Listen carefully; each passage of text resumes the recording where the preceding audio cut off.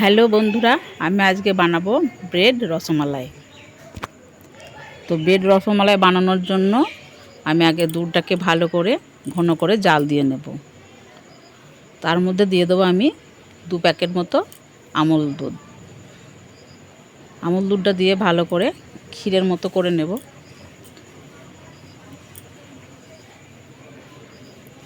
এদিকে আমার দুধটা রেডি হয়ে গেল। আর এদিকে বসিয়ে দিয়েছি আমি সুগার সিরাপ।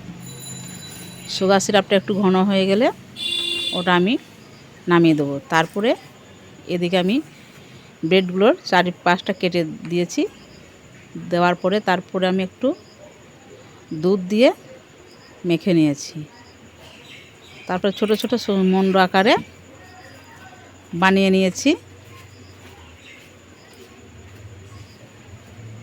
একটু চ্যাপটা চ্যাপটা করে।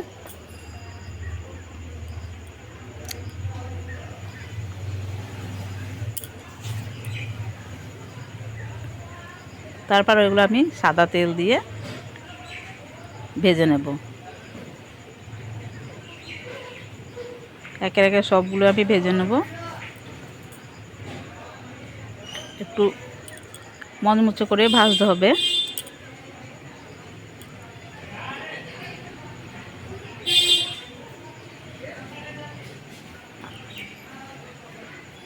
এবার আমি ওগুলো সুগার সিরাপের মধ্যে কিছুক্ষণ রেখে দেব।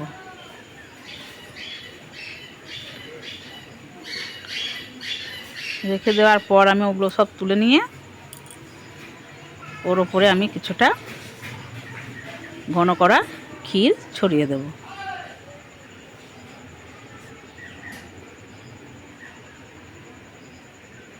এটা করে খেয়ে দেখবেন, দারুণই লাগে খেতে।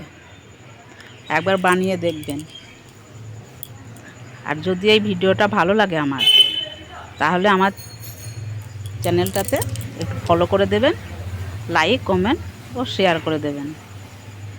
ধন্যবাদ।